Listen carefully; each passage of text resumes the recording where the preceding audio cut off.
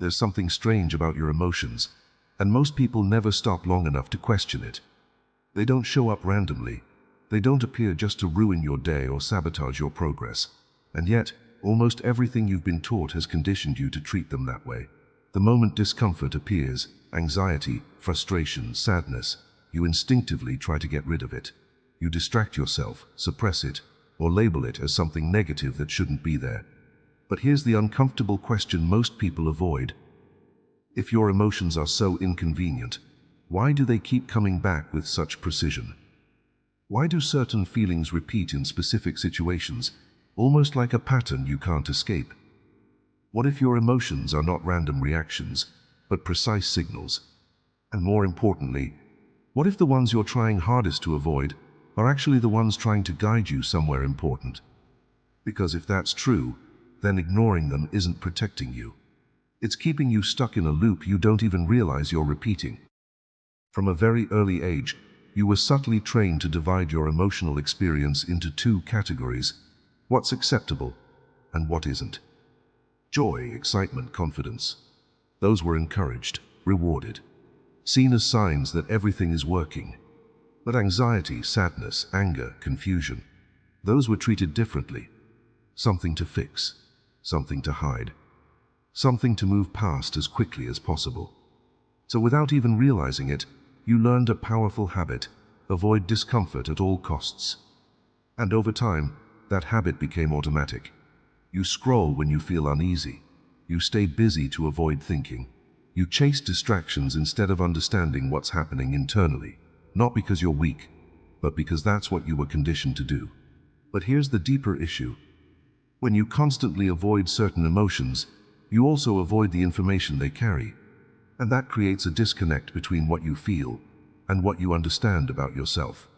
So instead of clarity, you get confusion. Instead of resolution, you get repetition. Because the emotion doesn't disappear. It just waits until it finds another way to be felt again. Every emotion you feel has a function, even the ones you've been taught to resist. They are not random bursts of chemistry or meaningless reactions to the outside world. They are signals, internal feedback mechanisms that reflect how your mind is interpreting your reality in real time. Think about physical pain for a moment.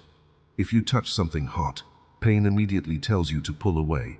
You wouldn't ignore that signal, you'd respect it, because you understand its purpose. Your emotions work in a very similar way, but on a psychological level. According to Joe Dispenza, your emotional responses are deeply tied to subconscious patterns your brain has memorized over time.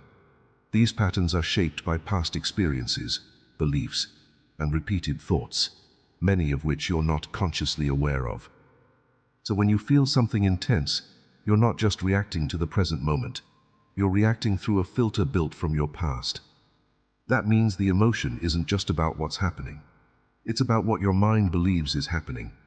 And until you recognize that, the same emotional patterns will keep repeating, no matter how much your external situation changes.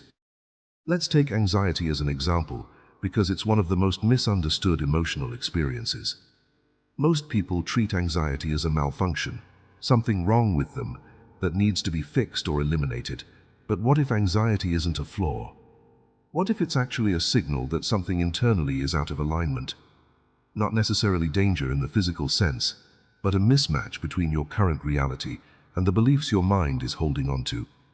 Anxiety often appears when your system perceives uncertainty, lack of control, or potential threat, even if that threat isn't objectively real.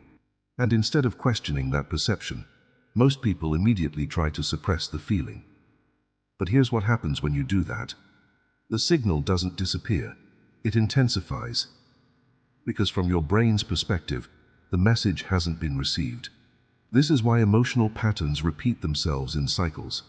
You find yourself in similar situations, feeling the same way, thinking the same thoughts over and over again. Not because life is targeting you, but because the underlying message hasn't been understood. And until it is, your mind will keep recreating the same emotional experience, just in different forms. You're not stuck because something outside of you is holding you back. You're stuck because you've been trained to ignore the very signals that could help you understand what needs to change. The moment you stop treating your emotions as problems and start seeing them as information, everything begins to shift. Instead of reacting automatically, you create space between what you feel and how you respond. And that space is where awareness begins. Teachings from Eckhart Tolle emphasize this exact principle. You are not your emotions. You are the awareness observing them. And that distinction is powerful, because when you identify with the emotion, it controls your behavior. But when you observe it, it reveals something to you. So instead of saying, "I am anxious," you shift to, "I notice anxiety is present." That subtle change breaks the automatic loop. Now, instead of escaping the feeling, you can explore it. What triggered it? What thought came before it? What belief might be underneath it? And suddenly, the emotion transforms from something overwhelming into something informative. It becomes a doorway into understanding yourself more deeply, not something you need to run from. So here's a simple practice that can completely change how you relate to your emotions, if you actually apply it. The next time you feel something intense, resist the urge to escape immediately. Pause, even for a few seconds, and ask yourself one question. What is this trying to show me? Not in a forceful or analytical way, just with curiosity. Let the feeling exist without trying to fix it right away. Because most of the time, clarity doesn't come from thinking harder, it comes from allowing. As Louise Hay often emphasized, your internal dialogue plays a critical role in shaping your reality, and your emotions are a key part of that dialogue. When you stop interrupting the signal, you start understanding the message. And once you understand the message, the pattern begins to lose its power. Not instantly, but gradually, and in a way that actually lasts. Here's the truth that most people spend years avoiding. Your emotions are not obstacles in your life. They are indicators. They are showing you where your beliefs don't match your desires, where your patterns don't support your growth, and where your attention is being pulled by something unresolved. But this only becomes useful if you're willing to listen without immediately reacting. Because the moment you stop running from your emotions, you start seeing them differently. And when that shift happens, something else changes too. You stop feeling controlled by what you feel and start understanding why you feel it. And that awareness is what breaks cycles. Not force, not suppression, not distraction. Understanding. If this made something click for you, then you're already starting to see your emotions in a different way. But understanding them is just the first step.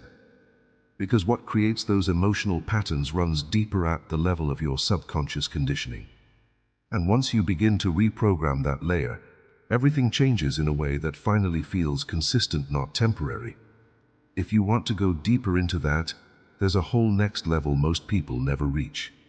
And that's exactly where real transformation begins.